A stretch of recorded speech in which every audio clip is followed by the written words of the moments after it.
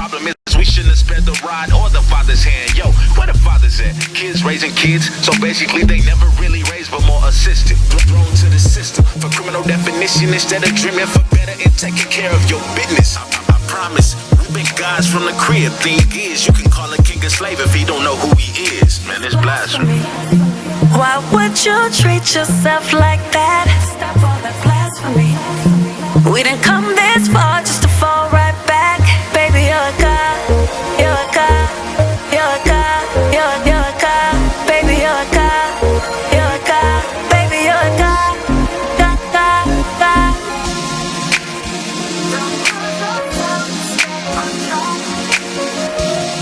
You're a god, baby, you're a god. Believe that. You are listening to BeExposedRadio.com.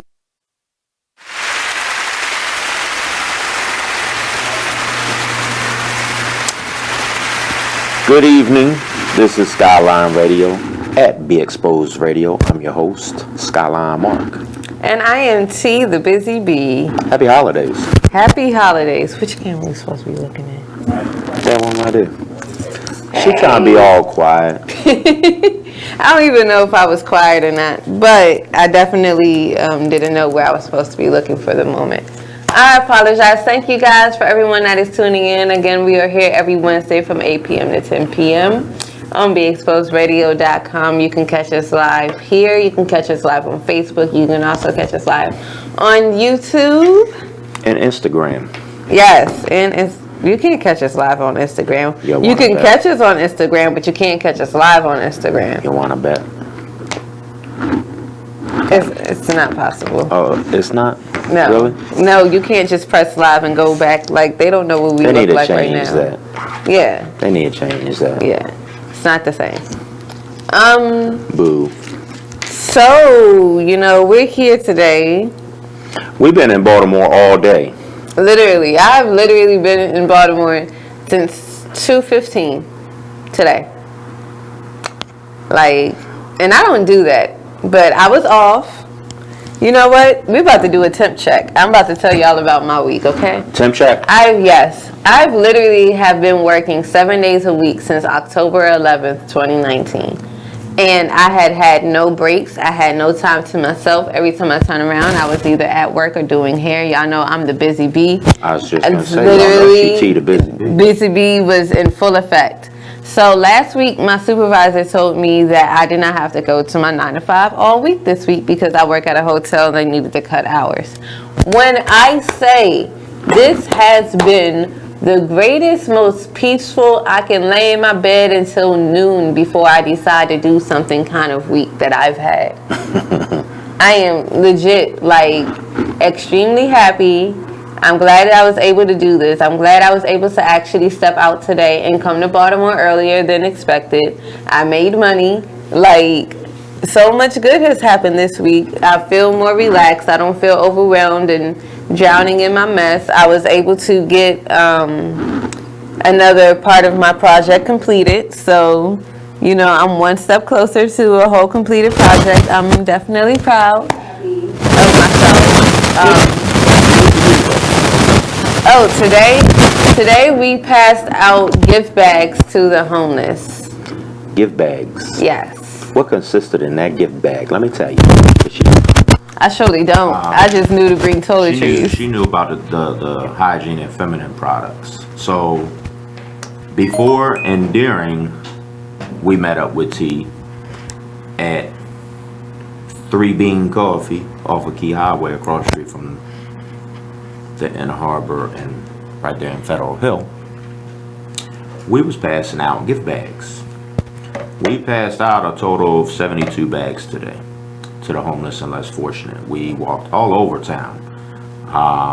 Pratt Street, Gay Street, Power Plant, Baltimore Street, City Hall, Light Street, Lombard, Martin Luther King.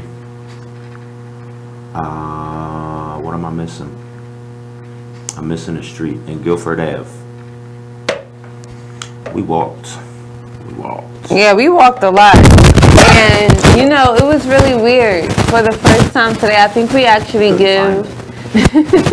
I think we give the homeless good clothes because it took a while for us to actually find homeless people. And I feel like we probably walked past a couple of them, you know. But, you know, if you know anything, like homeless people sometimes have a look, sometimes they don't. It really just depends on what they look like and what they have available to them. And it really took a while for us to realize, like, oh, this person's homeless, we can hand them a bag. Oh, this person's homeless. Like, I promise you, I feel like we walked past a couple people who were homeless and did not hand them a bag at all. And it wasn't our fault, so charge our minds, not our hearts, you know. We did it. It felt good.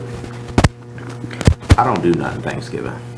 My family goes out of town. So I just sit in the house and I chill and I relax. And that's what I'm doing tomorrow. I'm gonna go to the liquor store tonight. I'm gonna get me some of this and some of that, and I'm gonna watch football all day tomorrow. That's how my day is gonna go. You're more than welcome to join me. We might be able to break bread and come up with something for the next Baltimore walk around town. Because we do this stuff spare of the moment. Like, I hit you, what, 2 days ago? You was like, I'm with it. I'm off. Let's do it. Bet. Right. It was so good to be off, just so relaxing. You know, sometimes we really just need those self-care days and just need days to just, like, really relax. Like, I was kind of salty at first. Like, it was like a mix. It was like a 60-40.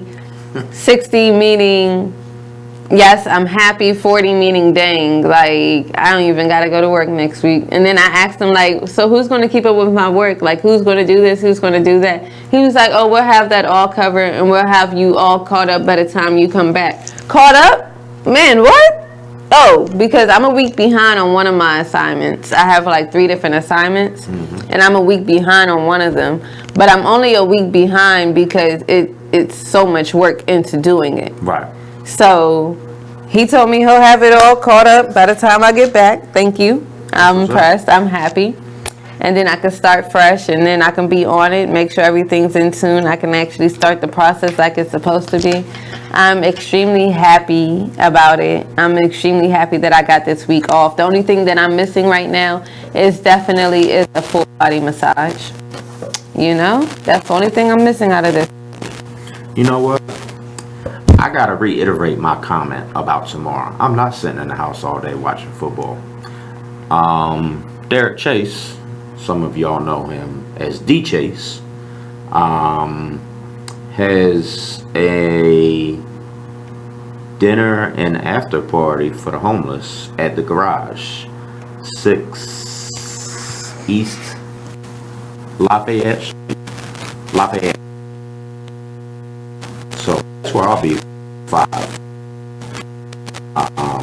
Please donations and gift cards. So donations, come on by, see if you can volunteer. Sharing is caring, and teamwork makes the dream work. It's good stuff. We love it. What'd you say the other day, T? We're changing the culture. Speaking of changing the culture, so Thanksgiving, Feed the Homeless was definitely this weekend. It was a very great feeling. I love being out there. Of course, we do this monthly. So it's like nothing new, but I can legitimately say that I enjoyed myself this time around, and it really just, you just kind of know, and it shows you who's all for you and who isn't. And I say that because when I was out there, you know, it took a lot for us to get there. We had to do a lot of running around. I stressed out a lot that morning, you know. Sorry, Mark, I love you. I appreciate you. Before I got there. No, that was when I called Mark, and Mark, at one point, he just stopped answering the phone for me because I was calling him so much. And that's fine. Don't answer the phone. I'm going to still get these questions answered, though. But it was just really good to be out there, and it's really good to see like the culture of the homeless. Like when we first got there, I lie to you not, they jumped up. Like they were like, "Oh, T, SkyLyne here," and like they jumped up. They were like, "What you need help with?" So they came and they helped me clean out my car. And my car was packed. Okay, packed. It was so packed that I had to call my best friend and have my best friend come to my house to pack his car too, because we had so much stuff. We had a lot. Yeah, and like impressed. the homeless even came and they actually like helped unpack the cars, helped set up and everything. They were the only thing they asked for is, "Can you put this aside for me since I help?" Like that was the simplest thing. Yes, I can. I sure can. Like aside for you because you did not have to help. Like if you could just go back to like 3 years ago, man, they used to be the most complaining. I want what I want everything now. And like now they help us feed the homeless. They are like they're like our volunteers, even though they are homeless themselves. They volunteer to do security, make sure everyone stay in line, make sure everyone's not bombarding me. Like, and it's really, really helpful, especially when they know you by name. And like they know all of us by name. And I really appreciate it, and I really love the culture. And I say that we're changing the culture because 3 years ago, it would have been hell and high water, excuse my French, but it really was. It was really bad out in DC. But I stuck to it because I felt like, you know, they are who they are. And if you run your event how you want your event ran, there'll be enough to respect it. And then they started respecting me more. They started respecting SkyLyne more. So now they come and they do their certain things. But as I was leaving, what really made me like really realize it is that as I was leaving, another group came, but it was different. I just looked at them and I was like, oh no. Like everything in me was like, they're not going to be able to handle these homeless people. So I turned to the homeless people who were around me, and like we were just finished up a conversation. They was just thanking me for being out there. And I was like, look guys, I need y'all to take care of this group just like you take care of us. And they were like, all right. Turned around and went right to work. Had security rolling around, telling people where to get in line. And it was just a great feeling, like just to see it and just to watch it happen. Like, I'm doing exactly what I was called to do. And that's what it really made me realize. Makes you feel good. It definitely makes me feel good, but I'm doing exactly what I was called to do. When it comes to feeding the homeless, and it comes to doing it and changing this perspective, I can't say that word, so I just tried my best, but changing the perspective and changing the culture, like if these people actually see that you care and that you are actually for them, they'll have more respect for themselves, and they have more respect for the event and the environment that we are in and that they are in. And like just having that moment and just watching them do that was really helpful. And like even in Baltimore, when we came out there after Miss Cynthia had her event, you know, and she's always, her event is Help Thy Hopeful. She doesn't call them homeless, she calls them hopeful, because they can always be hopeful, and that's the last little hope that they have. So one time when we were out there, one of the homeless people said to me, we're not homeless, we're hopeful. Right. Like, that's just changing the culture, and that's something big that we have to do. And on that note, we have to take a little bit of a break because we have to pay these bills. You know, bills always have to be paid. So make sure you tune in for the next segment on BeExposedRadio.com. SkyLyne.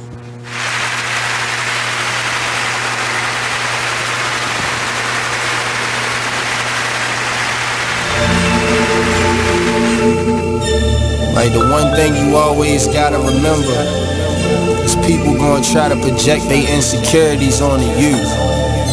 But you can't listen to what the niggas saying. You gotta get out here and do your shit regardless. You gonna do what you love for the rest of your life anyway. So why not turn that shit into something? Be a man of everything you say. This shit bigger than me, man. Like yeah, I'm good and all that, but you know what I mean? I ain't shit without y'all.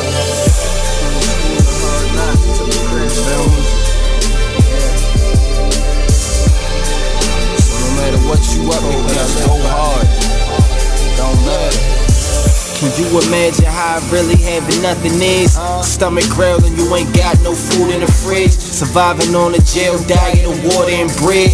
No father figure, it's cause my father dead. Mom's bringing different niggas in and out the crib. No money, so you seen it's less than all your friends. But it a joke because your mother was a crackhead. Older sister hoeing off, giving all the homies head. I could wait for your response, but they let her hear me talk, so I just wait for the applause. I always knew that I was great, I got them haters so appalled. I'ma make it out the darkness, and my word is my bond. Delivering these bars while I'm gripping on my balls. Jealous niggas hate to see you succeed, so fuck them all. I'm the master of my destiny, nigga, you not in charge. You either on your grind or in the way, so get lost. Be a man of everything you say you stand for. Lead your people by example, being hands-on. Now listen to BeExposedRadio.com. Check out this fire flashback. We need to relearn what it is to be these bosses and how we conduct ourselves as business-minded individuals and just people in general. I let my gut, and if I call it gut or God or whatever, I'm led by that energy. I know where it comes from. I know where it's, taking me, and you have to figure out what is important to you, and don't play this game. It's a game that we've learned to play, this chess game, and life is not a chess game. Life is real, bones, flesh, blood, decisions. Make sure you check out the Artist Exchange Show every Monday and Friday at 2 p.m. only on BeExposedRadio.com.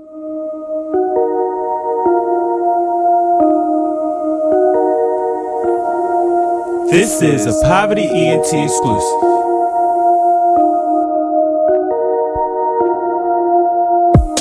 Next stop, Texaco. Strapped up, you already know.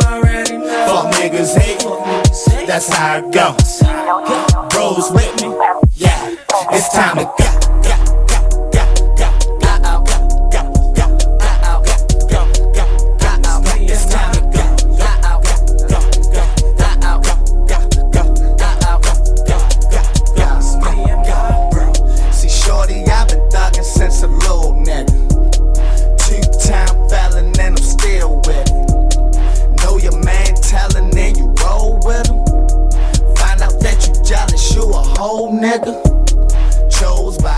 Thought you was gonna have my money today.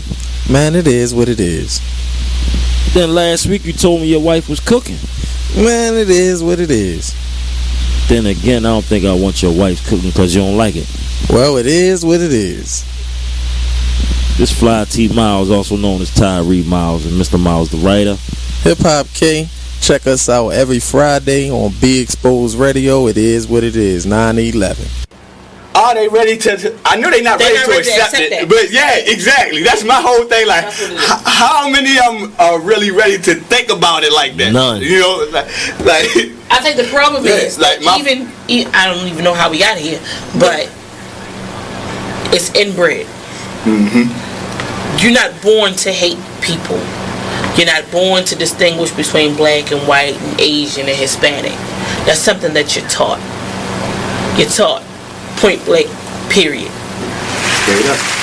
My daughter came home and told You are listening to BeExposedRadio.com.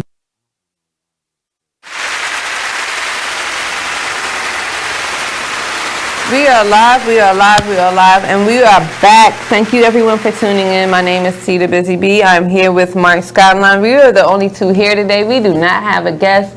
It is the day before Thanksgiving, and we are here.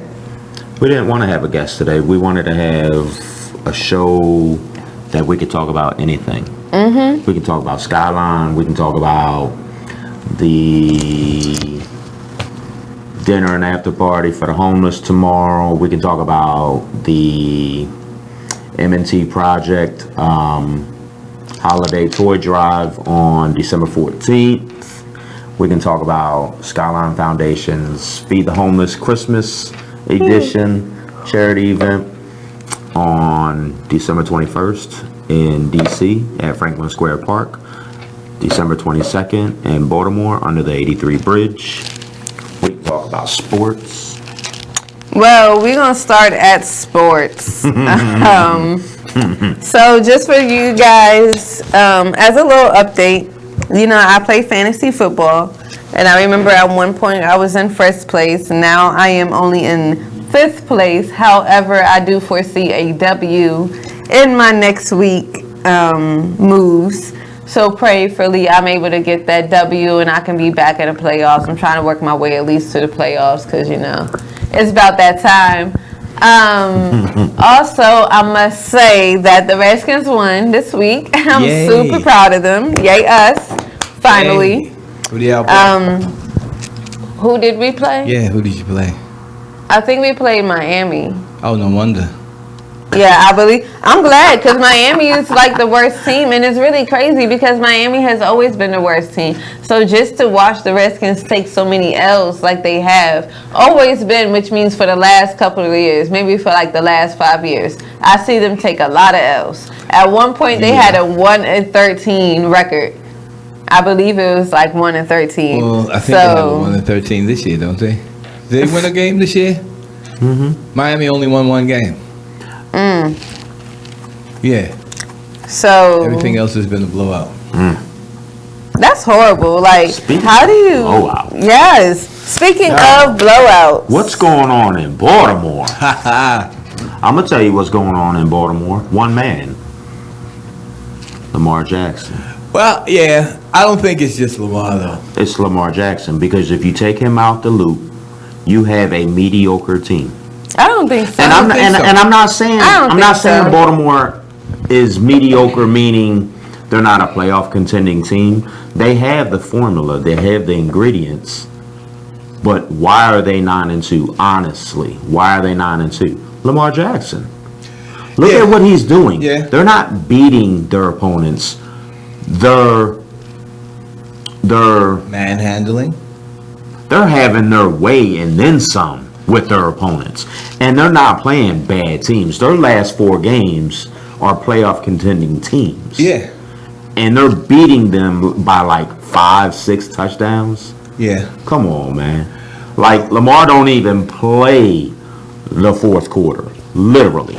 No, after the 3rd quarter, they take him out. Right. Well, would you want to have him in the 4th quarter after? Look, man. Go for the biggest blowout of all time. You know, yeah, that could have been the big deal in LA. I'm kind of glad they did take him out because I started seeing some of those plays that they were doing, and they were going for the legs. They were trying to stop him at the legs. I know. And somebody gonna get him too, because he will not slide for nothing. Yeah, he won't slide. And you know, somebody gonna get him. One thing that I hate to see happen to him is he wound up hurt, badly hurt. Michael Vick didn't slide. Right. Griffin III didn't slide. But you know, and when they got hurt, they were never the same player. Yeah, well, you know, with RG3, in all due respect, I think he needed to sit his behind down. Oh, he did well. He did well in the 4th quarter of the game because he actually threw a touchdown. And who did? RG3. Did he? Yeah, and he also threw about a 50-yard bomb. So, I mean, he still got skills. I mean, just because you took the legs from under him, you know, I mean, he still got skills. You know, and I think he's helping by being a mobile quarterback that he was. I think he's helping Lamar Jackson develop himself into being a better quarterback. Because, I mean... Y'all don't really believe that. Where is RG3 right now? What team is he on right now? The Ravens. What? Yes. They broke him and they bought him. Yeah, we broke him and we bought him. You break it, you buy it? You break it. Your mama ain't never tell you that when you was a little girl? I mean, but I didn't know it happened. Because if I break it, I ain't buying it. I didn't know that it happened in football too. Yeah. Oh, that's life, period. You break it, you bought it. But I mean, you know, I think he's an exceptional quarterback beyond a shadow of a doubt. He's just rusty because the man got talent. I mean, Lamar Jackson got talent up there. Yin-yang. Y'all going Super Bowl this year. You know what? I said it. Yes, I did. I hope so. I'm going to tell you like this. Anything can happen on any given Sunday. You're right. but they're not winning. They're embarrassing their opponents. I mean, let's just be real. If y'all win, and y'all heard it here first, and y'all know I don't gamble like that in sports. If they win bare minimum by 10, if not 14 points or more against the 49ers, I'm making a phone call to my homeboy that does he does a lot of booking in Vegas. Yeah. I'm giving him $1,000 and my money's on Baltimore. Well, you get to see a preview of the Super Bowl. Yeah, because that's who's going. If that is the Super Bowl, It'll be Baltimore and 40. I don't know. I'm not sold on the 49ers yet. I'm sold on Baltimore. Well, according to the playoff picture via NFL app, for the NFC, the highest division winners right now is the 49ers and the Saints. Yeah, 49ers. So you might not be sold on it, but the 49ers moving. They know what they're doing. Well, I was how many games left in the season? 5? About 5. There's 5 more games left in the season. I can't believe the Redskins. Yeah, there's 5 more games left in the season. We're going to win out. Green Bay going to lose a couple games. Minnesota going to lose a couple games. We're going to win our division. We're going to roll on through. Not roll, because, we got a controversy in Chicago again with quarterback. Yeah, let me stop dreaming. Let me wake up. We ain't going to playoffs. But with Dallas losing, that did just bump us up. Dallas lost, Philly lost, some other teams lost. Yeah, all that. We only 2 teams away from the playoffs. Yeah, all that. 1 actually, but all that kind of made y'all look good. Oh my God, did it? Yeah, it did. That put us right up in the hunt. Yeah. Like we're knocking on the door. Yeah. We ready to kick it in. Chicago Bears, y'all are second in the hunt on the list of in the hunt. Yeah. Take a look at the AFC North. Let's go to the AFC North. The highest divisional teams, of course, is the Patriots and the Ravens. Of course, Patriots. I'm over them. I've been over them for a very long time. I feel like they cheat their way to the top every season. They might actually have some good players, but I still feel like the Patriots cheat their way to the top. Boo. And it's just, I'm ready for them. I'm ready for who's there. I'm ready to see them go 0-16 for real. Man, I think the biggest. I don't think they'll ever go 0-16. But what I do expect from them, though, is to take a couple more L's. I would love for them to take more L's than what they do. Yeah. I don't want them to go 0-16, but I want more L's. Well, I think the biggest problem for them is when they get to the playoffs, they have to play Baltimore again. Mm-hmm. And yeah, that's going to be a shock of a lifetime, really. I think to beat them twice in the same season. Yeah, I'd like to see it. Yeah, I think Brady probably will just say, you know what, I'm retiring. After that, he'd be a crybaby, yo. He ain't retiring because he can collect that money next year. He's coming back next year. Yeah. Well, he can collect that money next year. I mean, collect that money. Your wife still makes more than you. Not that that's a problem. No, because it's not. Yeah. What does she do? She's a model. She's a big time fashion model. Oh, okay. She makes dumb money. You never heard of Giselle? What she make, like 40, 50 million a year? Yeah. She makes a lot of money. She don't make money. She make moolah.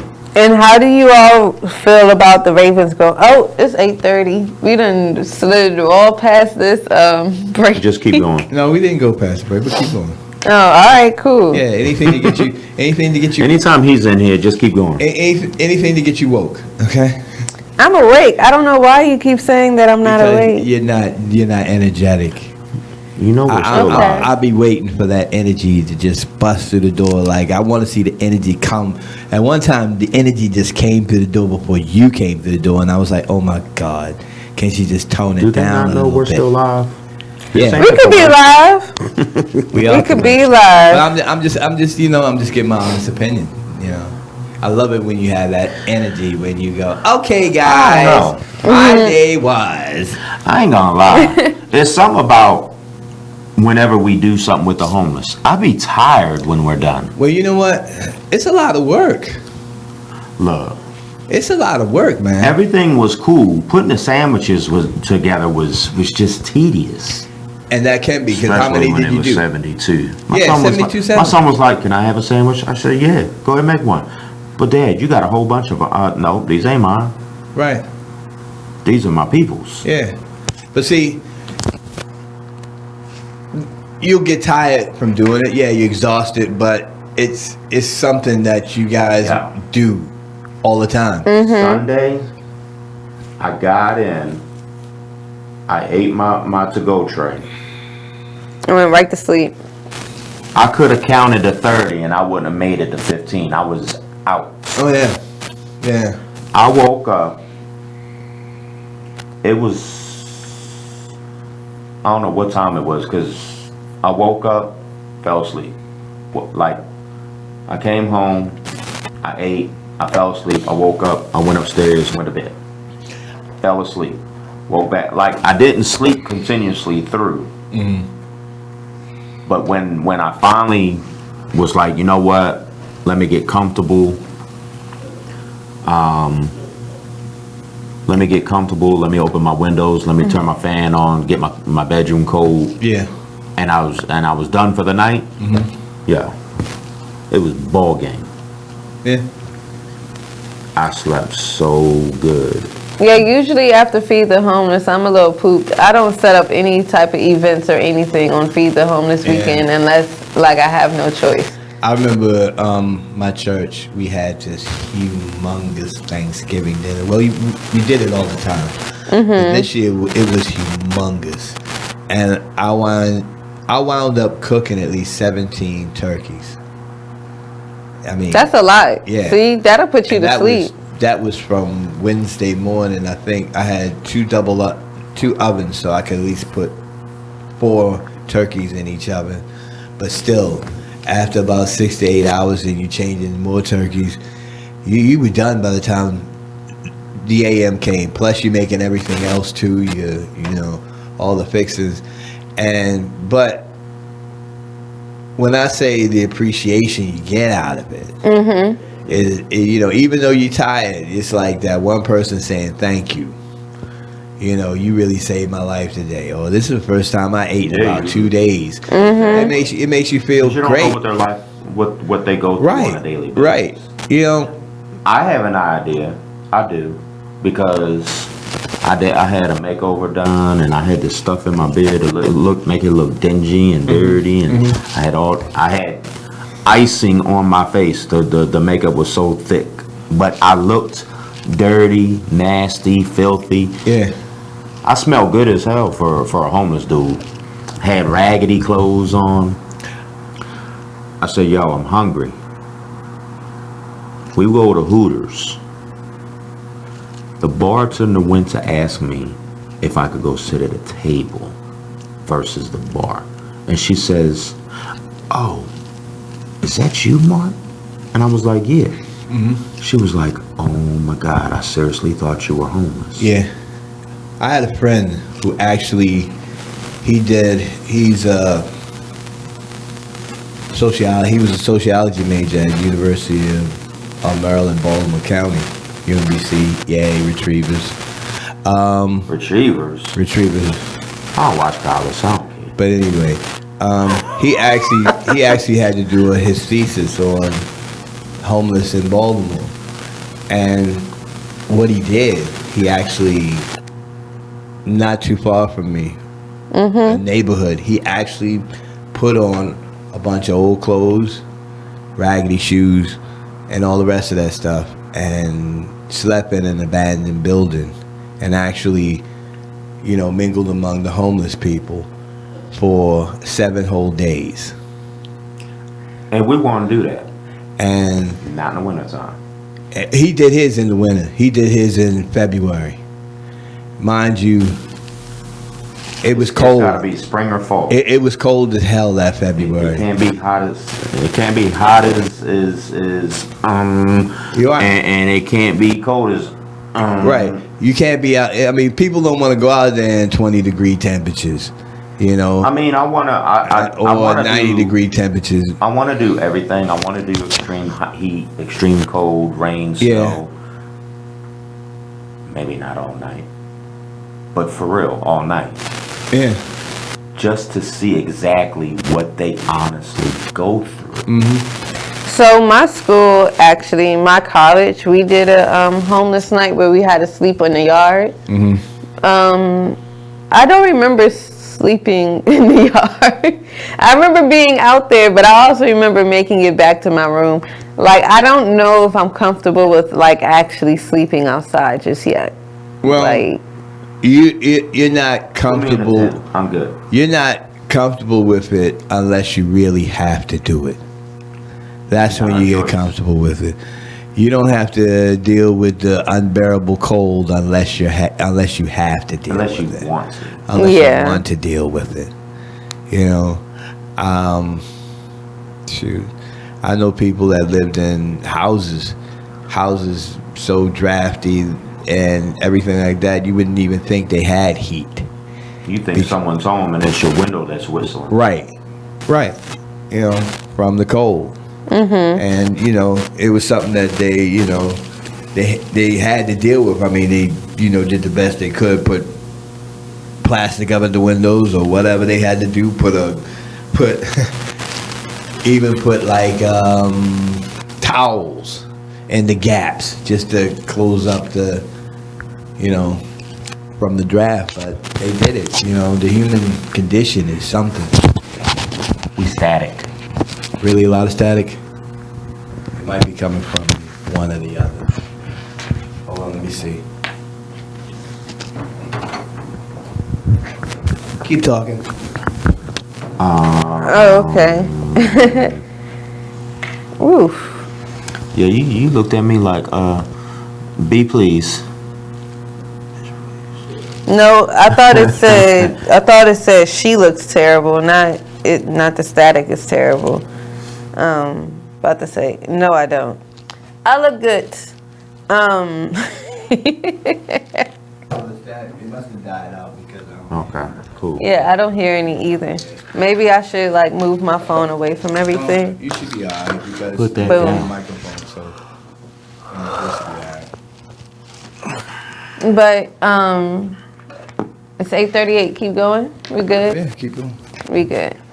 Keep it on. But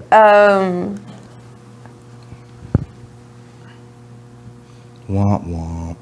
I know, right? Crickets. I know. She's yawning again. that was not supposed to happen. I was trying to hold it in. Y'all ever try to be fighting a yawn and you can't fight it no more? You be like, Yeah. your yawn be like, you be like, like you're not about to hold it in. Just go on and let it out. So I apologize for yawning on screen, but I couldn't hold it in. I've got it 2, 3, 4 times now. But I'm tired. But I'm here. I don't complain. Look, me and T appreciate all of you, for real. Happy holidays. We thank everyone for their donations, their time coming out volunteering. the time you take to watch this show, This was for 2 hours every week. Thank you guys for all your 2 hours loyal of your audience. This weekend was it don't matter what we say, it's still an understatement. Incredible, fabulous, lit, off the chain. It was a blessing. That's not an understatement. We had a lot of volunteers. We had donations upon donations. We gave out over 200 coats for the weekend. Cool. I don't know how many coats we're donating tomorrow. No, we're not donating any tomorrow. Yes, we are. We're donating coats. I don't know how many. We're donating a collection of books, it's a Disney. They're probably 40, 45 years old, but they're still in fabulous condition. You mean the golden books? Or are they like? It's a Walt Disney collection. Yeah, it's the Walt. It's like 20 books. Okay, I know what you're talking about. Yeah. They're old. Yeah. Yeah. They're older than you. Perhaps. They don't look as good as you, though. You hear that, though? Sorry. That woke up. But anytime I'm being told that I'm cute, I'm awake. I'm wide awake. What I appreciate is all the genuine compliments, all the genuine thank yous. Like, I have a friend. She compliments our work all the time. I'm not used to that. You used to just doing it. I'm used to just doing it, but I'm not used to someone telling me on a weekly basis, a couple times a week, thank you. I appreciate what you do. I commend you on y'all's efforts. Well, I guess because you came into the game without looking for any kind of praise or props or anything like that. Let me tell y'all something. Because it takes a lot to, give, to do this. It does. The stuff that you Let me do. tell y'all something. First and foremost, I'm going to get it out my mouth real quick. Stop being selfish. Mm-hmm. And I'm not saying that in an ignorant way, a nasty way. I don't have no bass in my voice. Let me tell you something. What are you doing tomorrow? You're going to, either you're staying home with your family, you're going to family, you're going to friends, or what have you. I'm going to a charity event. The following week, I'm going to another charity event. Maybe. The week after that, I'm going to another charity event.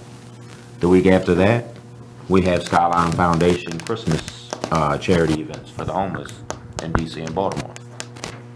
I'm far from selfish. I'll do anything within reason for anyone within reason. Maybe not it. I'll do for the homeless and less fortunate than I will my own family. And that is the truth.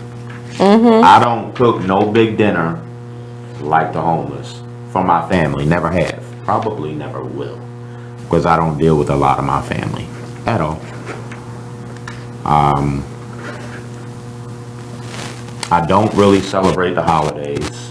Haven't in years. If I can have a peaceful day on Thanksgiving and Christmas Day, I'm good. If you invite me, I'm not gonna say no. I'm not dumb. I do like to eat, and I like to eat a lot of different foods, and a lot of different people have a lot of different foods, not just traditional, but a lot of different people have a lot of different foods on Thanksgiving. There's not too many foods that I don't eat other than pork. Now, I am Italian, so I do eat sausage, but sausage comes in 3 different ways, so that's why I still eat sausage. I'm not gonna stop eating my sausage. It ain't gonna happen. It's just Italian in me. I like the sausage, and I like sauce. So, speaking of sauce, we're about to go to break soon. I made my infamous chicken last night.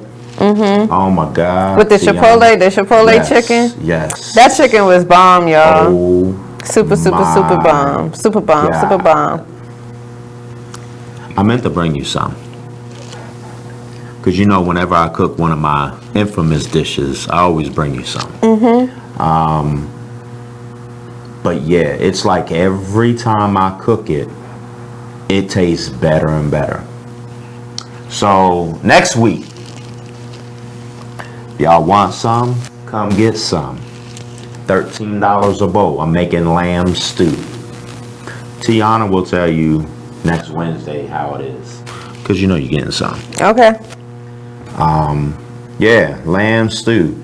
I've never made it before, but I do know how to cook lamb. So, speaking of cooking, tomorrow is Thanksgiving. Y'all, if y'all don't watch the news alert, do not wash your turkey. Don't wash it. You know how you rinse your meats? Do not rinse your turkey. Turkey is very filthy. So why aren't you supposed to rinse it? Because you can spread the germs and bacteria. But that's why you wash it with vinegar. Listen to me. No, you're not. You're supposed to take damp paper towels and wipe your turkey down. Watch the news. They have only been talking about this for the last week and a half, maybe 2 weeks. So, be mindful. Don't rinse your turkey, because splish splash can get on your counter, can get on your clothes, can get on. Oh, that can be washed though. Listen, can get in your other dishes. Turkey is so filthy. You know how they say when you're dealing with like red meat, it's very bloody. So every time you touch it, you got to wash your hands real good. That's how they're talking about turkey, and turkey's not bloody. Yes, there is blood in bird, chicken, turkey, duck, goose, ostrich, if you're into that type of thing. But we got to talk about this. I'm really uncomfortable with not washing, and I understand there's contaminants and they'll land this place and that place, but there's also things that you can clean, like ammonia and Awesome and whatever other spray that you use in your kitchen. Like, why would you not wash your turkey? Because most of the time, but they put preservatives and they put stuff on your food, and which is not clean for you to wash anyway. So why would you not wash it? Like, do you know fruit comes with this pesticide stuff already on it? Don't listen to the news. I don't trust it. I don't trust it. I don't trust it. I don't trust it. Whether you rinse off your fruit or not, or vegetables or not. We're gonna go to the break. I got something to say about that one. All right. You're supposed to make sure your meat is cooked at least 160 degrees. With bird, you check the breast, you check the wing, you check the, if I'm not mistaken, the inner thigh, not the outer thigh. Just saying. I'll be watching. That's fine. And on that note, guys, I thank you guys for tuning again. We're about to take this break because this is about to be a funny conversation. Because I just don't get it. And, you know, when we come back from break, we'll have a couple results to go along with it. Yes, to see about this not washing meat thing. I'm not with it. So we'll see you guys when we get back on BeExposedRadio.com. Happy holidays.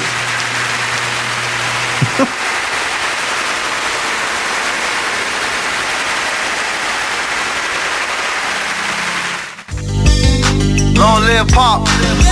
Y'all can go ahead and cry now. I'ma show these niggas what to do with one of your beats, man.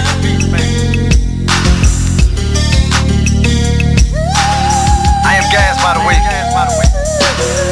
Strong woman story should have been on CNN. Nobody knows what it's like being Gwen. Windows closed in the house, it ain't no CNN. Can't gain weight for years, she been being thin. Single mother, no help from the system. When they was giving out food stamps, she missed them. Birth certificate, baby daddy, she couldn't list them. But her son was so beautiful when she kissed him. Blame it on love, but nigga she could've died with. Destroyed the whole world and found out she was a side chick. The nigga loved his wife and it got hard to hide it. So when Gwen confronted him, he ain't even denied it. Her fault, depends on who you asking. She tried to be a stripper, but the tip out was taxing. Buying all the purses, trying to keep up with the fashion. And her mama hated babysitting with a passion. She deserved better. The Artist Exchange Radio Show every Friday, 7 p.m. to 9 p.m. Every Saturday, 12 p.m. to 2 p.m. Real artist, real talk, real live on BeExposedRadio.com. I was meeting with a friend yesterday, and I've gotten to the point where don't ask me a question because the truth is going to come out. Exactly. Just don't do it. If you ain't looking for the truth, don't come to me. Don't do it because I can't hold my tongue, and she wants to be this stylist. You are listening to BeExposedRadio.com.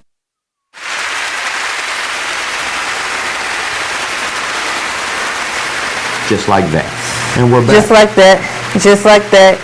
Just like that. Ayo! Speaking of Ayo, just like that, I definitely have a petty of the week that we're going to talk about at the beginning of at the top of the hour. A petty of the Yes, petty of the week. I know this is the first time of us ever having a petty of the week, but it has been a lot of petty things going on in the entertainment, and I feel like we can actually talk about this on a couple different levels. Okay. But on that note, Andre, did you want to have this conversation about this washing and not washing meat thing? Because it seems like every year they come out with something new. And I worked in the. You worked in a butcher shop. Yeah. I worked in the food industry. So especially preparing food and stuff like that. Yeah, you're supposed to. I don't see why they would tell you just pat your bird dry, even though I've heard that before. Just taking a damp rag and just pat your bird dry, because that's not actually getting rid of all the. Mm-hmm. I'm rinsing mine. Yeah, rinse it. I don't see anything. So hold on. Because let Andre finish, but I got a question for you. Even though they're in the bag, and they clean them and everything. Even though they're in the bag, there's still blood in the bag. Mm-hmm. So you're gonna have to rinse your bird out, even when you take the innards out, because they always keep the innards always inside the bird. Even when you take it out, you rinse those off. I rinse everything off. I make sure by the time I finish throwing water to that bird, clear water's coming through the other end. Yep. And and then like if you're worried about contaminants and stuff like that, well, first and foremost, why would you prepare your turkey in the same area that you prepare everything else? And if you only have that one area, you would prepare your turkey first before you even try to even, Or you would just continuously wash it, and wash what you're doing. Yeah. So, Mark, do you actually wash your meats? I do. So how you gonna tell the world? Look, how you gonna tell the world to do something you don't even believe in? He's only telling you what the CDC I didn't say I don't believe in it. He only tell you what the CDC is telling you. Yeah. But here's my thing. Okay, so here's my thing. Because I am strongly with this. I will not promote anything that I do not do already. So for you to tell me to tell the world not to wash their meats because the news said so, and then turn around and you as a human being washes their meat. Like what's right? No, wash your meat. Hold on. First and foremost, what he did was tell the people what the CDC actually told everybody to do. They sent that out as a warning to say, instead of washing your turkey because your turkeys are dirty, you're going to be washing them, stuff might end up in the other places and all the rest of that stuff, that's why they tell you that. Now, of course, people want to do whatever they're going to want to do. Mm-hmm. And if you've been washing your bird for the longest time and you never got salmonella poisoning or anything else like that, then cool, you must be doing something right. You wash your meats. You trying to tell the world not to wash their meats. He just only wash your meat. He just only gave the report of what the CDC. Anything you buy from the grocery that store. Is reported in the news, because when the CDC sends something like that, you have to send it out. Yes, anything. Ifs or buts. Even though you may not do it, you still have to send it out. Right. I ideally feel like anything that you buy from the grocery store, you need to wash. Of course. So wash your meats. Wash your vegetables, all of that. I don't care if it comes in a bag. Like your fruit comes in a bag. I still rinse it. Greens that comes in the bag, like now Glory Greens have bags of fresh greens now. Take them things out and wash them. Mm-hmm. Because a lot of things do hold dirt and pesticides and stuff like that. If you have fruit, wash them. Even with corn, when you shook corn, you're supposed to watch and look at the top of the corn. You're supposed to make sure there's no stuff like that, worms, anything up there before you shook it, all of that. That's what you're supposed to do. It's part of life. Yeah. Keep healthy. Right. It's a part of life is to keep healthy. Oof. Yeah. So. I'm still kind of blown that you. Look. How you going? Look. Okay. See, I get it though, but you have to get it because, say for instance, if I came in here and ran in here with at one time they used to have sheets for every radio station that comes up, and you had to, if it was something of an emergency, you put that thing right to them and say, you gotta say it now. Mm-hmm. So it's just one of those, Half the reporters don't believe half the stuff they report, but that's their job. Yeah. I mean, yes, that's their job, but at the same time, I might be a little bit biased, and I might have a little bit more leeway with the kind of reporting that I do. But I don't believe that I'm going to report something that I don't even. But see, believe in. here's the difference between, and that's great because you have what they call reporters' integrity, and that's great. But the difference is between having a talk show and reporting the news is that when you have a talk show, you pretty much can give your opinionated, opinions about any and everything about that, whether you agree with it, whether you don't agree with it, you still have that. You still have your opinion on that, and you can still voice your opinion. Compared to when you're doing the news, you have to be unbiased. Yeah. You just have to deliver it effectively, and call it a day, whether you believe it or not. That's how it is. Yeah. You just have to deliver the news. And that's what I was doing, Paul. I know you was delivering the news. It just kind of threw me when you said don't wash the turkey. I just wasn't with it. That's not the first time I heard that though, because you said that about chickens and all the rest of that stuff. Don't wash pat your bird dry with a nice clean paper towel. I'm not doing that. I go through too many paper towels as it is. Bingo. Right. Paper towels cost a lot of money. Just run water in them. That's just like, why do you have a towel in your bathroom for people to wipe their hands off? That towel is filthy. Because not everyone washes their hands. They wet them. Not everyone thoroughly washes their hands the way they're supposed to. So I don't use a towel in either of my bathrooms. We have paper towels. Right. And on that note, guys, we have made it to the top of the hour. This hour moved quite fast. I was not expecting it to move this fast. It went fast. But it's time for us to go, on this little trip we call commercials. We got to get over the Himalayas. No, I'm being funny. We got to get over the Himalayas, show some of these commercials real quick, and we'll see you guys when we get back on BeExposedRadio.com.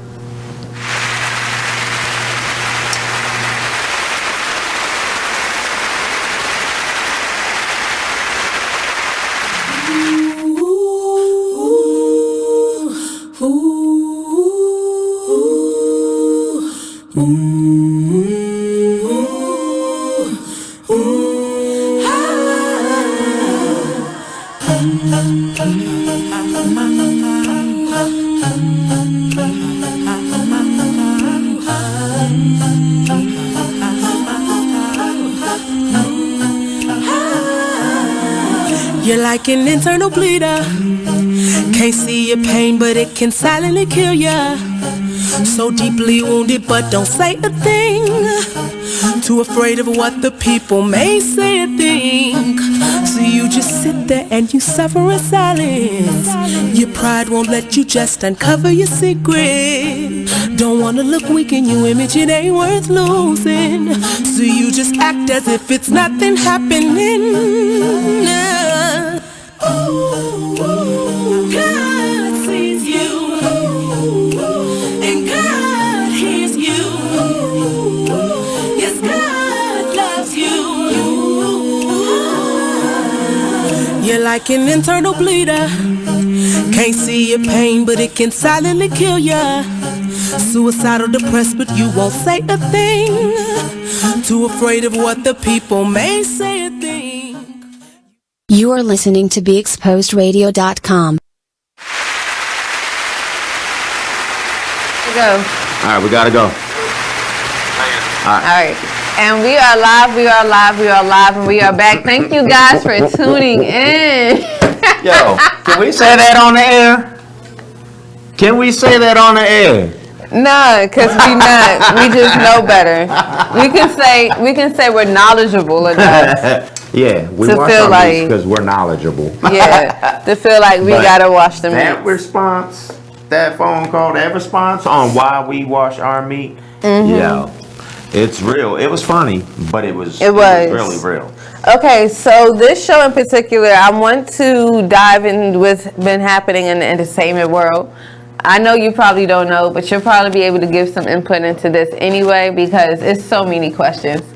And it's two things that I want to talk about. I want to talk about Omarion's unbotheredness. I heard he's going on tour again, and B2K is not involved this time. We're going to talk about that. We're going to talk about it from beginning to end. And also, I want to talk about Summer Walker and her social anxiety that she has as well.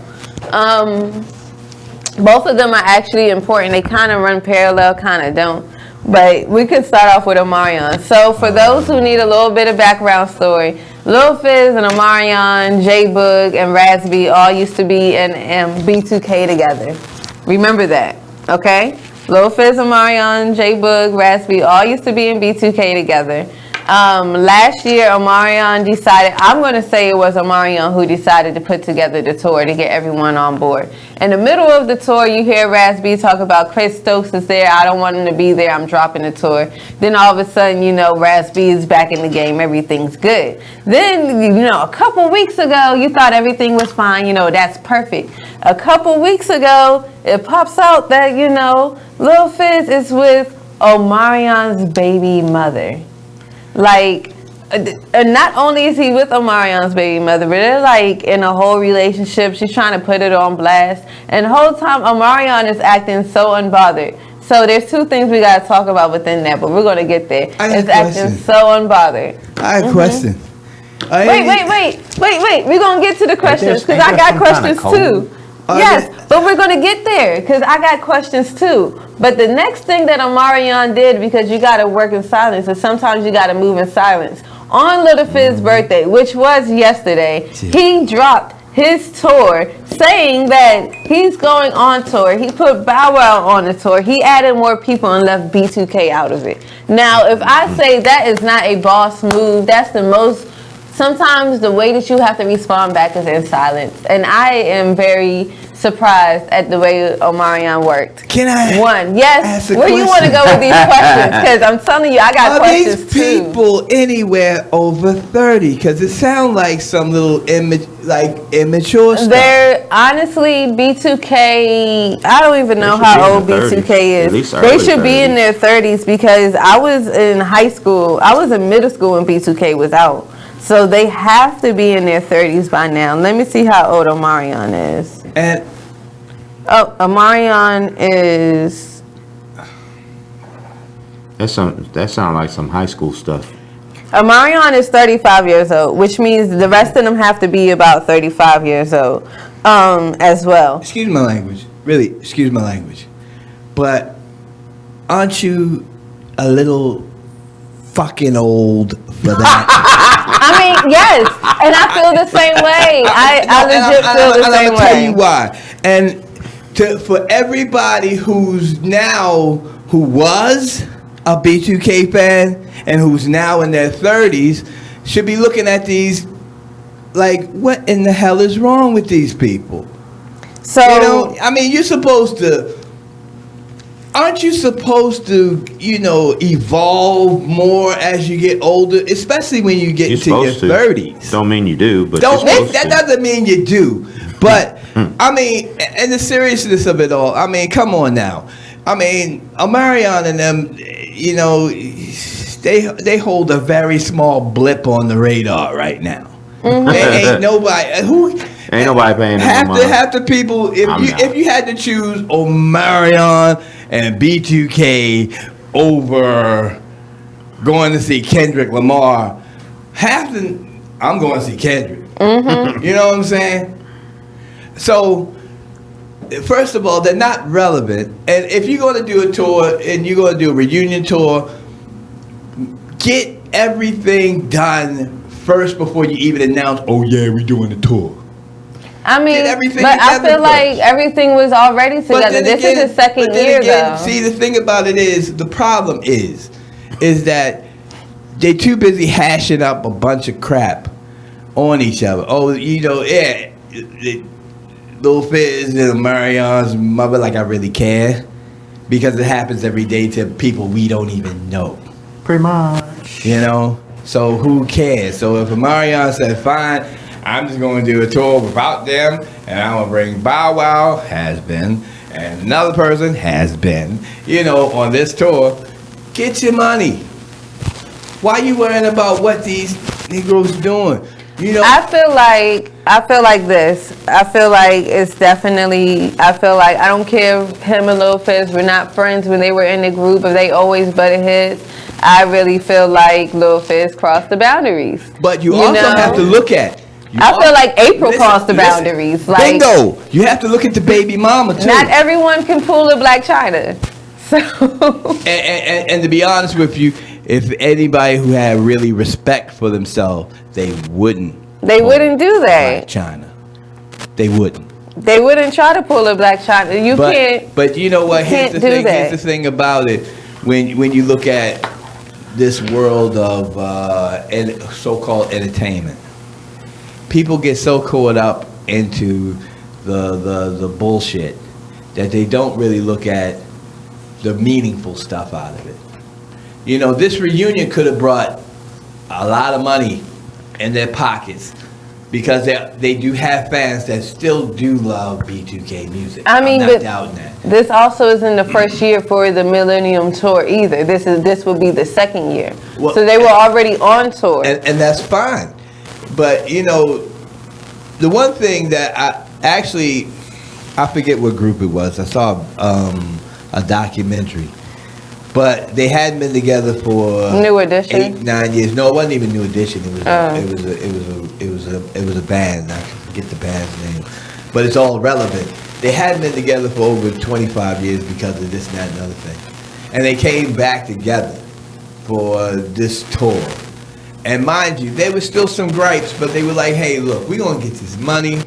We're gonna act like never happened." It's all under water under the bridge. It's over 25 years now. We can get through a tour together and get through it. Everybody's happy. Everybody's satisfied. And they did it. And they wound up repairing friendships. They wound up having a good time. And they wound up really missing the camaraderie that they had.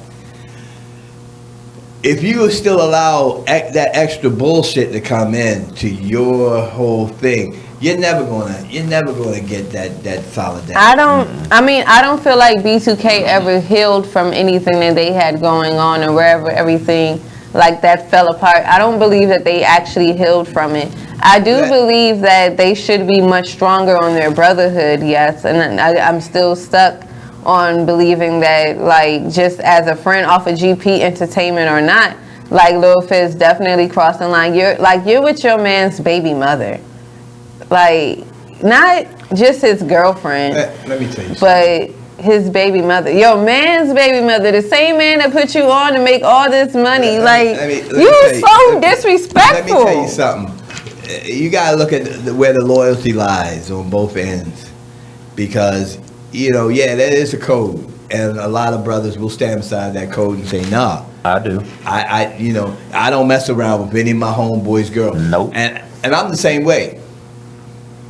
Never mess around. Although I do have homeboys that I wouldn't trust to set foot in the same room with my girlfriend. Mm-hmm. And I go to the bathroom. Mm-hmm. You know what I'm saying? I do have them and I know who they are. But that's something that, as far as a code, as far as respect for myself, period. Mm-hmm. No. Mm-mm. And I had a few come at me. And it felt so awkward because, you my homeboy's girl. Or you my homeboy's baby mother. Yeah, but that was in the past. I don't give a damn. Like, it's just certain things you're not supposed to do. Moral of the story is, it's just certain things that you're not supposed to do. Yes, you can live as free as you want, but, like, where are your morals? And I feel like this is one of those, I'm sorry, I had to pull the moral string. Like, April, where are your morals? Yeah. You trying to get back at Omarion, but you, like... There's other ways you can get back at him. There's other ways. If he's not taking care of his kid, take that nigga to court. Go get his money. Now you out of money, Fizz out of money, Bug out of money. Get a lawyer or something and say, hey, look, I'm suing him for X amount of dollars because I got a baby by him and he's not doing nothing. Right. See it every day. Okay, but go and see. That's where people make their mistakes. They go do the dumbest shit. Excuse my language, but this just aggravates me. Period. Because they do the dumbest things to ruin everything. Everyday life. You know, they think, oh, well, I'm gonna get back by sleeping with this one because I'm hurt by you. You know, and all you're doing is causing more hurt because now you done ruined a friendship between two other people, whether they were cool or whether they were, you know, like just acquaintances. You ruined that relationship. And you messing with people's money. Right. You're messing with people's money. You're messing with people's time. You're messing with people's hearts. Because guaranteed, you know, unless you just want to, you know, unless you just giving it up like, you know, like they give food stamps away, which is getting harder and harder to get. The irony. And the irony of it. But, but, you know, then who's going to respect you? Right. All in all, I really feel like April, even though she did it out of spite, I feel like she did it out of spite, one. And I feel like she did try to get back to Omarion for whatever reason. Not saying that Omarion is perfect. And the one thing about it, just because you got a little change in your pocket, that doesn't change your status. If you're ratchet, you're ratchet. And it's really crazy. One thing that I can applaud and I can say, and which I actually do appreciate, is how unbothered Omarion was. He was like, "It's okay, guys. I got something for y'all." Well, I mean, look at it this way. I mean, if you were the guy that was putting all of this together, and everybody else was like doing dumb stuff, when you say, "Nah, I ain't, nah." I'll let that go. I'm gonna go ahead and get this money. I know Bow Wow. If I say, "Hey, Bow Wow, you gonna be on this tour with me?" He'll be on this tour with me. If I go to another group and say, "Hey, we're doing a tour, and I want you on my tour," they're gonna come along with me because they know the money that we're gonna build. Honestly, Bow Wow should have been on the first tour, and Bow Wow actually said something about it. He didn't feel no kind of way about it. It was just like, dang, you ain't put me on the tour. Like that's how it was. But just for him to come back a second round for the second year of the tour, it's like, oh, now Bow Wow is on here. Yep. Just because you thought it was sleep, I can go give someone else this money. I can go put someone else on. Like, exactly. Sometimes it's about the amount of respect that you're giving to people. You can't be doing that. And see, the one thing about it is that in that type of business, you have to be a professional. Okay. You have to be a professional. And when it comes down to being a professional, you're going to have to sit down, you're going to have to negotiate, and that's how your money is going to be made. You ain't making records, so ain't nobody flocking to Walmart or Target or anything to buy your records. Right. So they have to go to see you. So if you really want to make some money, you would sit your behind down. You would say, okay, that's cool. Nah, I don't think we should do that. Maybe we could do that. Y'all get together and make it work. And we're going on break. Take us to break. You just did. Well, take us to break again. I'd like to hear your voice. That's our producer, guys. For those of you who are tuning in, that was my producer who was on. Even though you can't see him, he's always involved because he's the best producer we have. And on that note, we will be going on to break. My name is T the Busy Bee. I'm here with SkyLyne Mark, and we'll be back after these few messages on BeExposedRadio.com.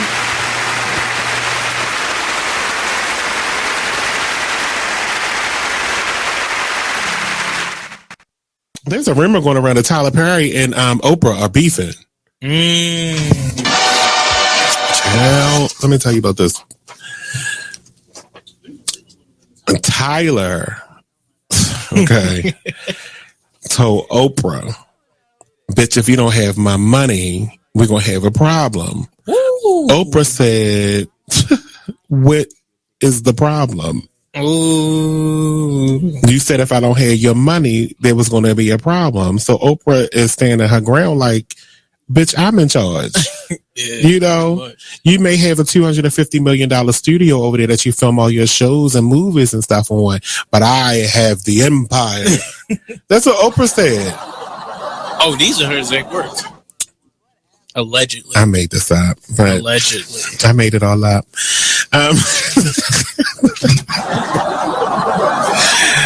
But there was a rumor that they were beefing. But Tyler confirmed that they don't have any issues. So it says it was recently reported on the rumors that was swirling that the twosome were on the outs over constructive criticism of a Perry show. Well, I got some constructive criticism, and we can be on the outs, Tyler, and I don't give a damn, because I'm going to make a promo out of this anyway and share it to your page. I need the scenes on Have and Have Nots to be like 5% shorter, each one. I want you to watch an episode of The Young and the Restless, because this is supposed to be a soap opera. No one's dialogue on The Young and the Restless is like this. You don't have to talk about the random plant in the corner for 25 minutes on one damn scene. They talk about random plants. It was a blood stain on the floor for 5 episodes. I can't take it. We need to pick this up. I'm sorry. I love the Have and the Have Nots, and I continue to watch it in its 5th season, but I get so mad when I can go get myself a glass of water and come back and he had just started the next sentence in his first paragraph. I can't stand it. They just want to get the point across. It's not but you don't get the point for 4 episodes. It's too much. So now, according to ET Online reports, Tyler Perry has a pre-cut and dried response to a pretty cut and dry response to the rumors about him and Oprah. Here's what he says. It's completely false. You are listening to BeExposedRadio.com.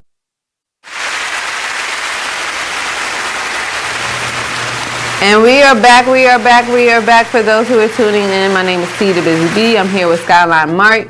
You hear every once in a while another voice, that extra voice that you hear in the background is our producer. His name is Andre. He is not to show his face, but he's on the back end, so y'all know where he is, and know where to find him. Always know that he's always going to be on our show as well. Yeah. He's shy.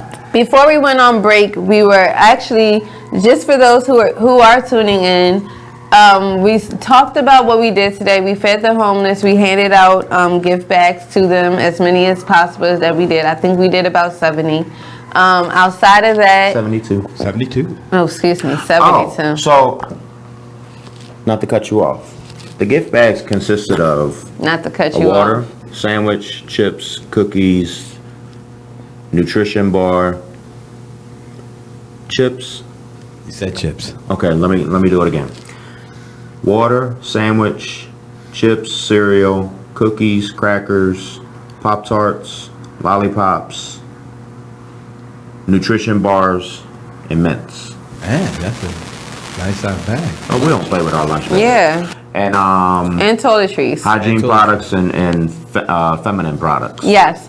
And then we also discussed football for a little bit. We discussed how the Redskins won their second game finally. And we discussed who would possibly be in the playoffs, who needs to just go on and retire. We also discussed the meaning of feeding the homeless and the culture and how we're actually changing the culture. Shouts out to Shanetta. Hi, Shanetta. Happy Thanksgiving to you as well. Happy Thanksgiving, Shanetta. Shout out to Shorty's Bootleg Barbecue, M&T Project, Essence Empowerment Essence, Stand Up Baltimore, Lodge number, Mr. Marcus, don't kick me in my forehead. Lodge number 6, 8, I don't remember. Who else? I don't know. Big shout out to you guys for doing it. Yes. Okay, pizza Thank and you. subs. Shout out to you, T the Busy Bee. Yes. Look at that face. Thank you. Thank you. I don't get no shout out. Shout out to you too, Mark. SkyLyne. You was waiting. Shout out to you too. Chicago Zone. Yes. Look, it's a team effort. Me, Tiana, and Kiera. It's a team effort. But as you all know, I always give praise to the boss because she paid the cost. She is T, the busy bee, for a reason. She's in charge of all our PR work. And yawning. Look, we tired. I'm in charge of DC's Feed the Homeless. I'm in charge of all the PR work. I'm in charge of getting as many guests as possible on the show. We do this half and half every month, so don't think it's only me, because it's not. Teamwork. Yep. I'm in charge of a lot. It made me realize how much of running things this weekend made me realize that I'm running things. However, that's not what I was just talking about. I was just trying to give them a recap of the show. We talked about the Redskins. We were talking about Omarion and his unbotheredness as well, and how he came back and, shut down everything because he made a big boss move that sometimes, you can't be disrespecting people and give them the utmost disrespect and still think you're gonna be making up money up off them too.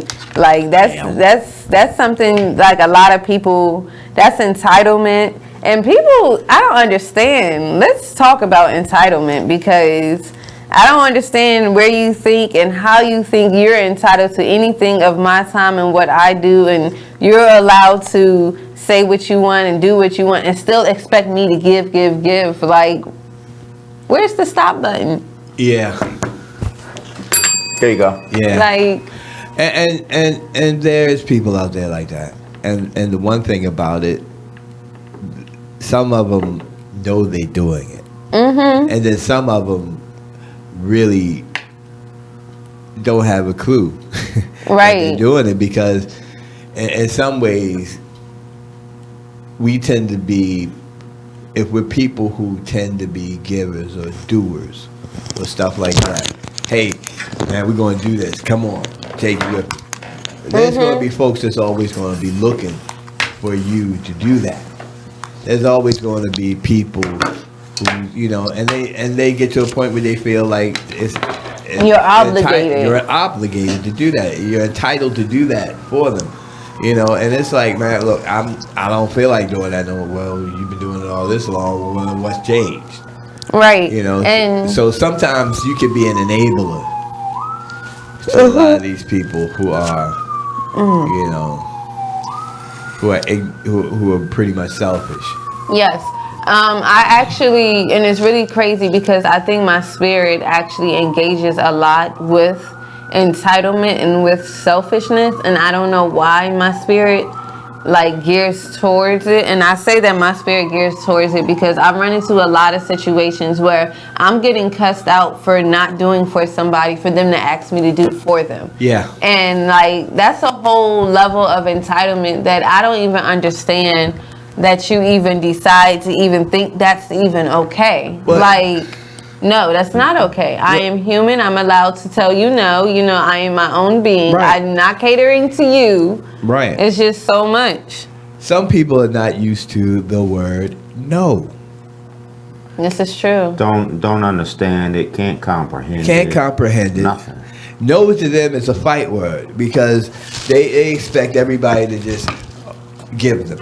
Oh, I gotta have this.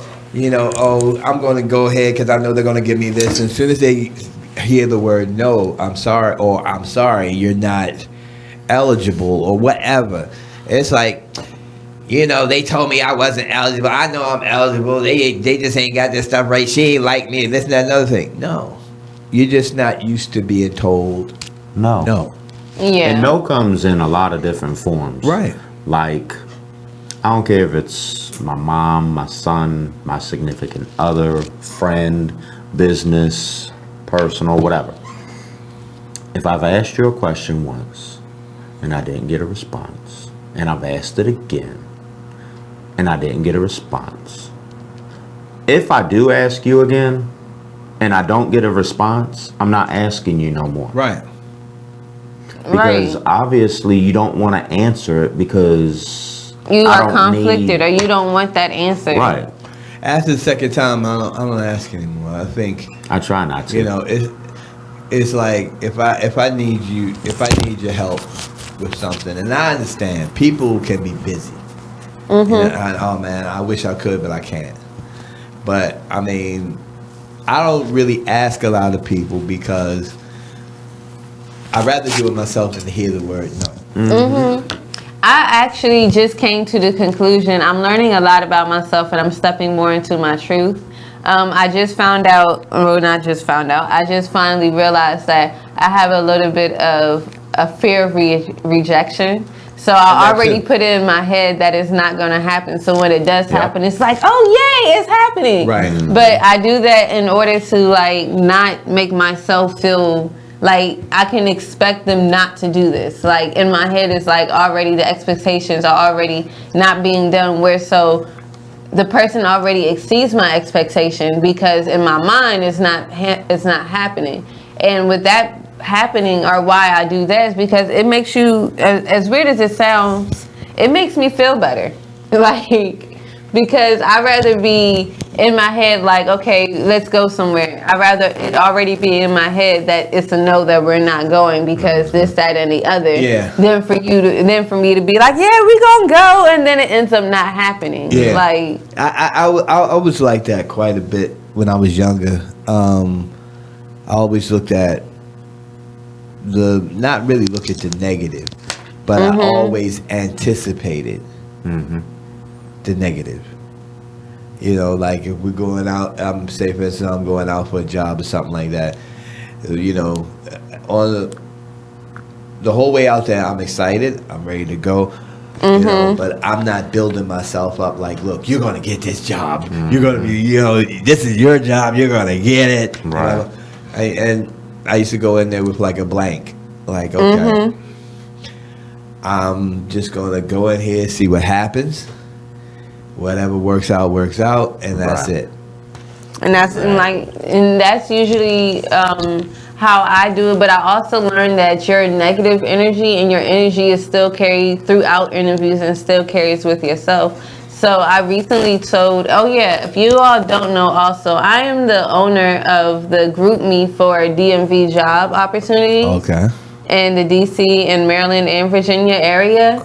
And I recently told them, like, your energy that you carry is very heavy, especially when it comes into interviews. So if you have a negative feel before you go into the interview, your energy will be perceived as negative, like you see it. Sometimes, like, your traumas, you end up talking about your traumas and you're not even supposed to. Yeah. Because in your mind, you're not, like, maybe you're not set and you're not ready for, you know, another interview or for someone to ask you those kind of questions because you're still feeling some type of way. But, like, sometimes it's good for you to, like, clear your mind completely before you go into an interview, where so you don't have those negative connotations and you feel like, oh, I failed, oh, I did this. Like, if you go in with the mindset is, oh, I'm going to get this job, or I'm going to do the best I can, then it makes you feel better.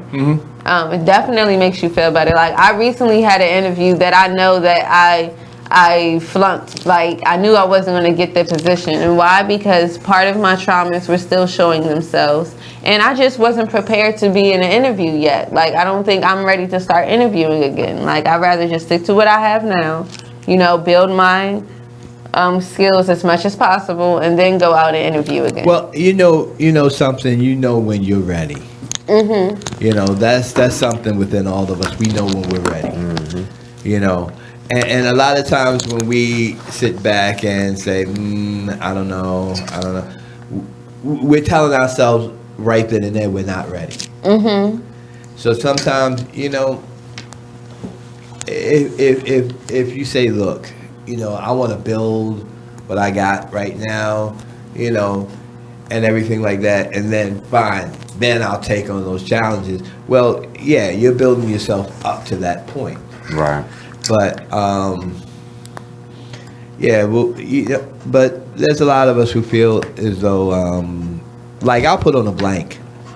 I'll go in with a blank. You know, I won't go in. you know, everybody say, well, you come in with this type of attitude, that type of attitude, so and so and so and so and so. I come in with a blank slate. This is what you get. Hi, how you doing? My name is Andre, blah, blah, blah, so and so. As we go on into the questions, I'm going to tell you, you know, pertaining to the questions that you asked me, you know, and things like that. And then once the interview is over with, I feel comfortable. I feel as though the person who I have, you know, interviewed me felt good about the interview. Then I can walk away and say, well, yeah, you know, I'm past stage 1. Still, stage 2, they have to hire me, you know, but I passed stage 1. Now it's up to them to say, okay, you're the guy for us, you know. Yeah. So once I get past that level, I'm good because I know I handled it the best way I could. I answered the questions of the best way I could to my best available knowledge, and go from there. Right. Shanetta left a comment. She said, what you believe you will have, walk forward in faith, pre-play your future, and claim that job.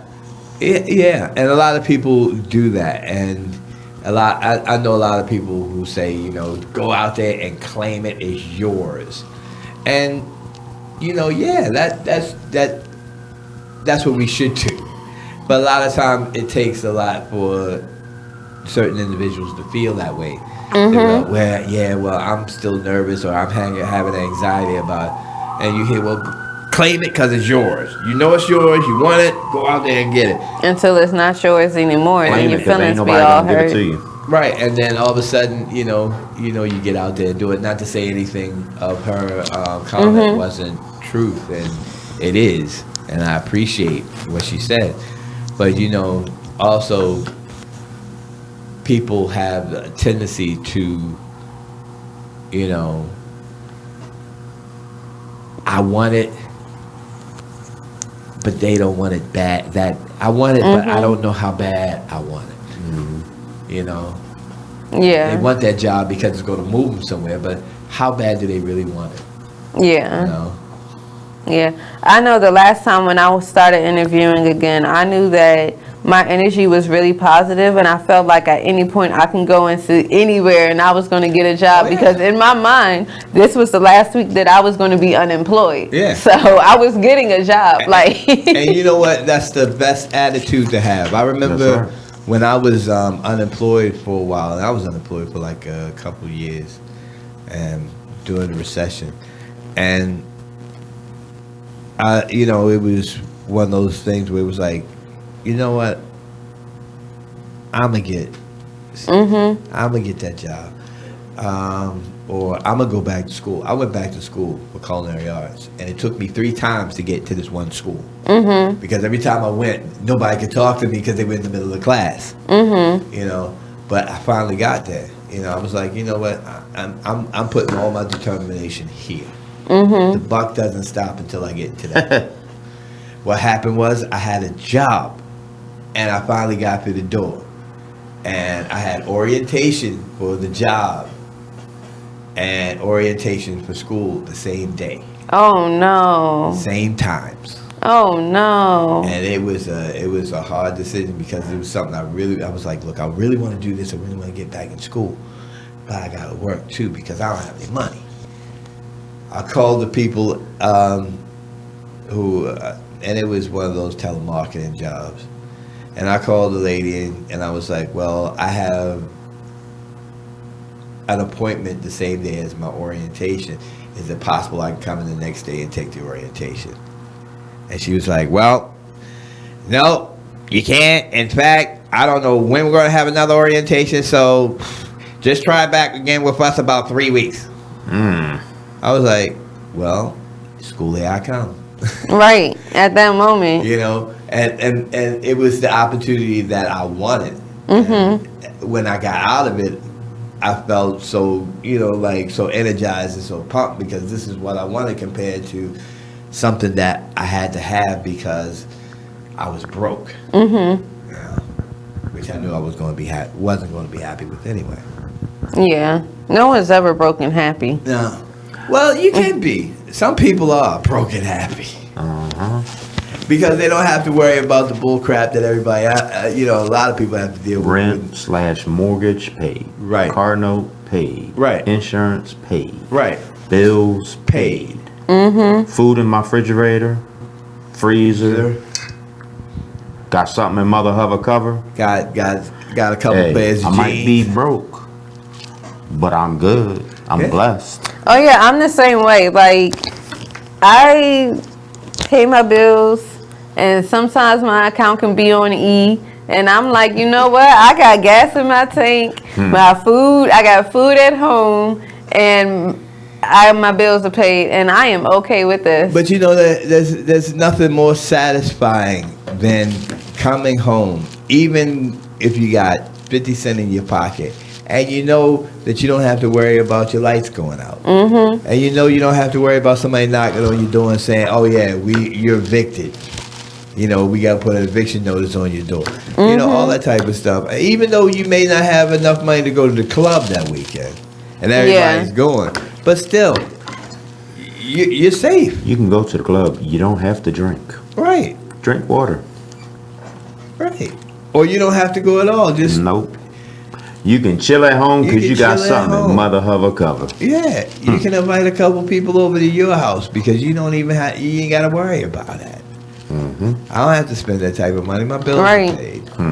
That's the same way my dad is. My dad plays the game most of the days, unless he's working. It's either he's working or he's playing the game.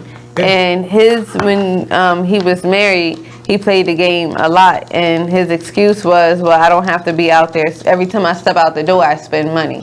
So I don't have to spend money if I'm in the house playing a game. I'm doing something I enjoy. Yeah. You know, I can get up and do other stuff, but at the same time, I'm not spending money, so I'm in the house, you know. That's why that worked out for him. We were just talking about jobs. I kind of want to, can we change the subject? It still correlates with jobs. Sure. Yeah. All right. Shoot. So there were two people who came into play and spoke out about the AMAs and the VMAs this week. Ari Lennox was one of them. It comes from Instant Gratification. She was, Soul Train. Ari Lennox. Ari Lennox. Yes, she's a DC artist. She sings. A lot of her music, you can throw her in the Solange, Mary J. Blige, and I heard of her. And Erykah Badu, Yeah. Lauryn Hill. You can throw her in that category easily because her music is very beautiful. However, after the Soul Train Awards, she really felt some kind of way because she didn't get an award. Should be alright. Now, what I learned is that thank you, social media, because this instant gratification, and I said what I said, and you have to get the confirmation that what you're doing is great from other people, is extremely strong. And it shouldn't even be that strong. And it's really sad that it even got to her that bad where she was like, well, I'm just going to quit and go to the army because she didn't win an award. Like, get over yourself. Well, let me just, if she's listening out there, and anybody who knows her who's listening out there can tell her this. You're not going to get everything. Rolling Stone said it best. You can't always get what you want. Right. But if you try sometimes, you just might find you'll get what you need. How about that? And I always use that point of reference from that song because a lot of people feel like, oh, I should be deserving of this because of this, and I should be deserving of this because of that. And no. What you think, you privileged? No, you have to work hard for it. There's people that have been singing all of their lives that had record contracts and stuff like that and never, ever, ever even was mentioned on the stage. Be thankful. You know, there's some people who were supposed to be the next big stars that never even got past the first plateau. Not at all. So be thankful.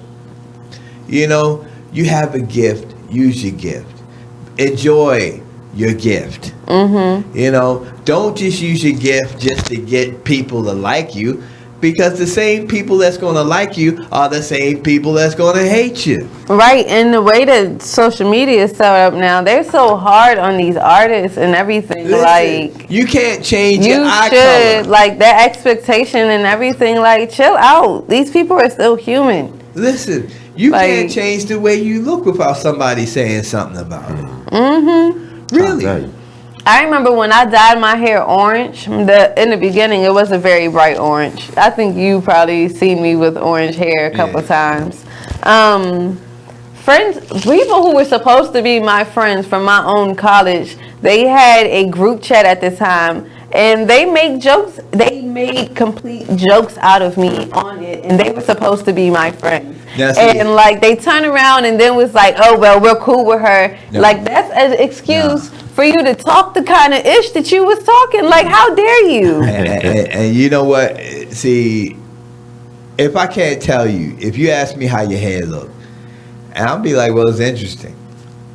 Interesting good, interesting bad. Well, it's just interesting. I've never seen that color of orange before, you know, or whatever. And I might clown you because I'm clowning you because I love you. Mm-hmm. You know, not because I'm just trying to make you the butt of the joke. But that's what we do. You know, you might say, oh, go ahead somewhere with your big feet. And I'll be like, that's all right. You got orange hair. Ha ha. You know, stuff like that. But I'm not going to.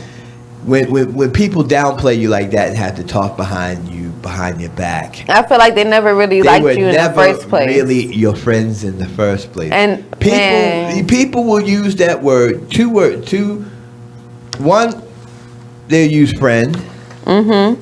And another phrase they will use is I love you. Mm-hmm. And they never loved you at all. I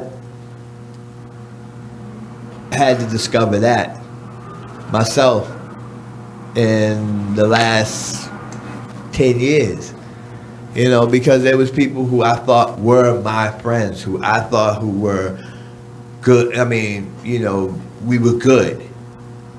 I got your back, you got my back.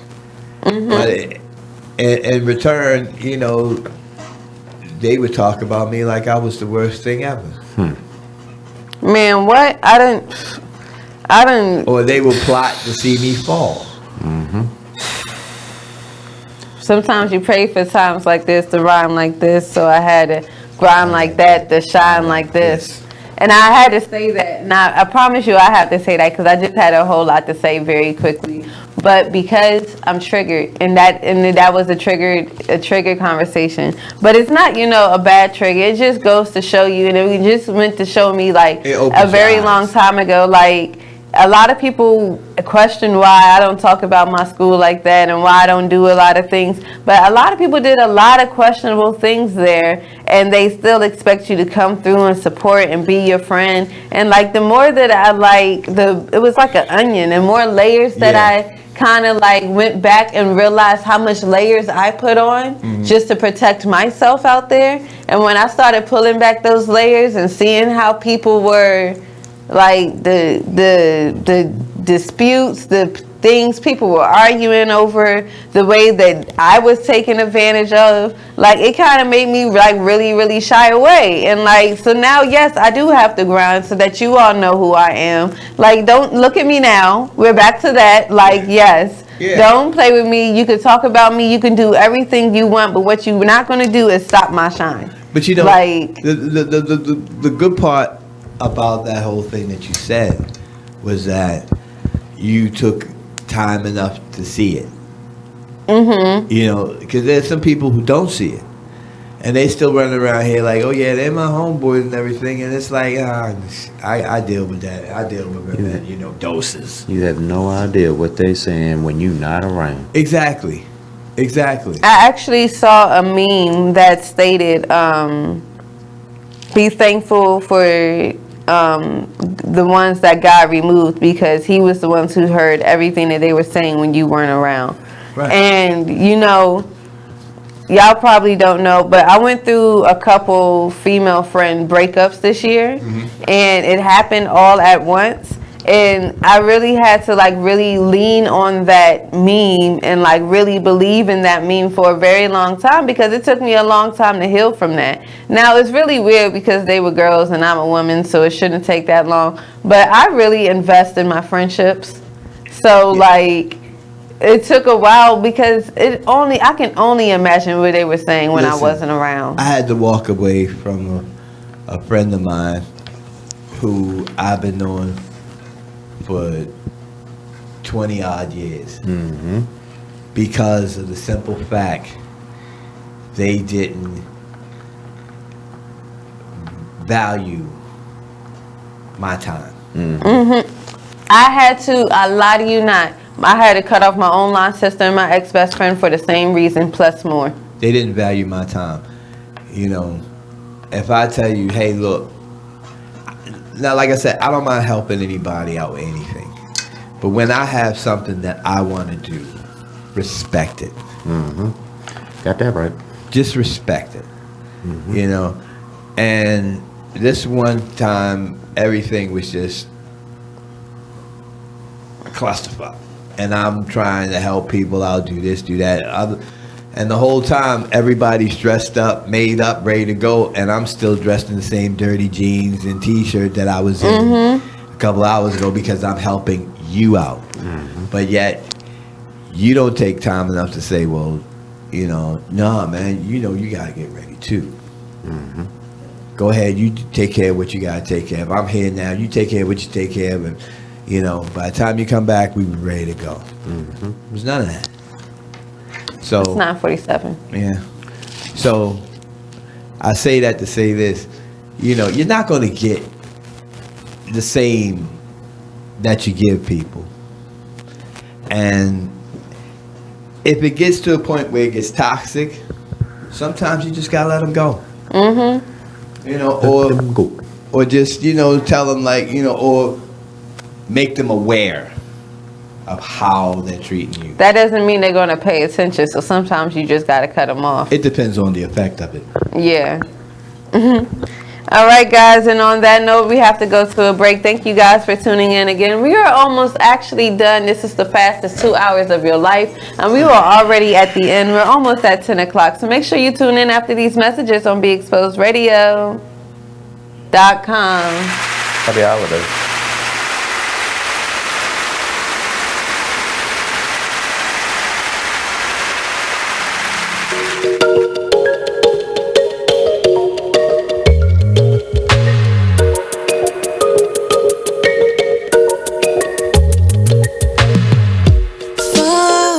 This unknown to find who we really are. Crash into something new and take a break from our broken heart. Talk with the hip, tell me you lie. I think we should go for another round. Baby, try not to say too much. Let your love come down. If you wanna rule, there's some rules you gotta live by. Live by. Stay true to your cool, make a move. Don't wait on nobody else. And if it feels like a melody, sing a song, be my radio. And if you follow me there, I'll follow you back. Let the night unfold. I can tell that she can't get enough. Show enough, she couldn't get the feels off from me. Oh no, she couldn't get the feels off from me. Touching hands till we dance in the dark. Show enough, she couldn't get the feels off from me. We do whatever we like. Get the feels off from me. Oh no, she couldn't get the feels off from me. Let's slide, you and me alone, to find who we really are. Crash into something new. I got that lay bringing up the car. So told me you kiss, told me you lie. I think we should go for another round. Baby, I wanna take you, but we gotta groove so we can lose the crowd. If you wanna rule, there's some rules you gotta live by. Live by. Stay true to your cool, make a move. Don't wait on nobody else. And if it feels like a melody, sing a song, be my radio. And if you follow me there, I'll follow you back. Let the night unfold. I can tell that she can't get enough. Show enough, she couldn't get the feels off from me. Oh no, she couldn't get the feels off from me. Touching hands till we dance in the dark. Show enough, she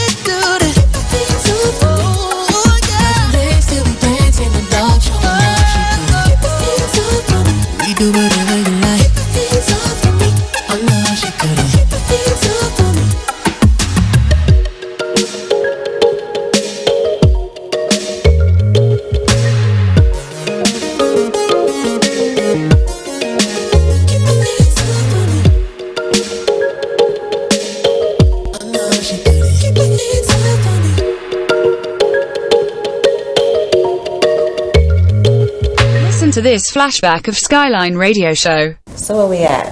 Where we talk about the effects and what's going on in these schools? Yeah. And what people don't understand. Just real briefly, I just want to talk a little bit about what people say bullying is or is not. So bullying comes in many forms. It's a teasing, it's the cyberbullying, it's the texting, it's the phone calls, it's the posting of pictures and people's personal information to pretty much cause them harm, to have them feel insecure. It's the sex assaults that people actually put out there. There are physical assaults, and there are mental assaults and emotional assaults. And what I like to remind individuals that any aggressive behavior towards anyone that is unwanted and unwarranted, and an individual asks you to stop. Let's stop there. Stop. And they should be respecting that. Respecting that and respecting yourself, because when you're able to respect another person, you're able to respect yourself. And the way that you're able to show that respect is that you know that you have a gift and you know you're uniquely made and that you matter, and then you also acknowledge that the next person beside you matters as well. Right. You know, and we lose that sometimes. Bullying is a behavior that underestimates the lives and legacy of you. I'm sure that when they was bullying me, and I'm sure when they was bullying you, they didn't understand who you're going to become later on. I didn't know. Right, because I'm popping. I can't. All right, let me tell you, all those people who felt like they wanted to say whatever to me, look at me now. It's like, no, y'all don't understand, but I've been through some things, okay? And you know what? No. You are listening to BeExposedRadio.com.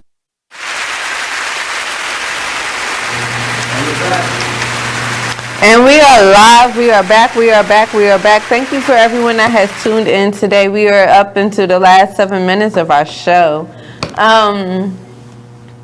So we'll go through the events that we have coming up. On December 7th, Dixon and his organization, Dixon Organization, give me 1 second. Okay. Dicko Productions is having a coat drive and a Loving is Giving event on December 8th from 2 p.m. to 4 p.m. at Franklin Square Park on December 8th. Please show up. If you have any coats that you want to donate, please reach out. We got you. We'll come pick them up and everything. So that's one thing. What's next? Tomorrow. It's Thanksgiving. Joy Baltimore's Thanksgiving. If you have any questions, comments, concerns, get in contact with Derek Chase. Get in contact with Stand Up Baltimore. It's their annual dinner and after party, or annual dinner and party for the homeless event. Tomorrow, which is November 28th, Thanksgiving. It's from 1 p.m. to 5 p.m. The Garage, 6 East Lafayette Avenue. They need donations and gift cards. That's tomorrow, 1 to 5 at the Garage. Again, if you have any questions, comments, you want to donate, you want to volunteer, you want to make the toy drive, whatever, get in contact with Derek Chase or someone with Stand Up Baltimore. Toy drive. Our next one is, where'd it go? Okay, yeah, I'm lost in the sauce right now. The next one is the toy drive. I got it right here. All right. M&T Project, the holiday toy drive, hot skates. Saturday, December 14th, 3:30 to 6:30. Donate an unwrapped toy for children 2 to 13. All proceeds will be donated to children affected by violence and trauma. Hot skates, 1716 Whitehead Road, Gwen Oak, Maryland. Cash donations can also be made via Cash App, $ M&T, M&ANDT Project. It's for the kids, y'all. And you might even get a good exercise routine in. Look, I'm trying to see if Fawn the Skater is going to be available for that one, because y'all know how she get down on the roller skate. Yes. So. And next week's show, I was going to do Feed the Homeless. You can do next week's show. I'll do Next Feed the week's Homeless. show. Next week's show. It's another big one, y'all. Fawn the Skater will be back on set with us. Our special guests are Shanetta Malkia and of Empowerment Essence and Nakia Williams of M&T Project. You don't want to miss that one because it's going to be a lot of good conversation going on with that one. So make sure you tune in 8 to 10 next Wednesday. Yes. And then on December 21st and the 22nd is SkyLyne Foundation's Feed the Homeless Christmas Edition. September 21st is in DC, 11:30 to 2:30, Franklin Square Park.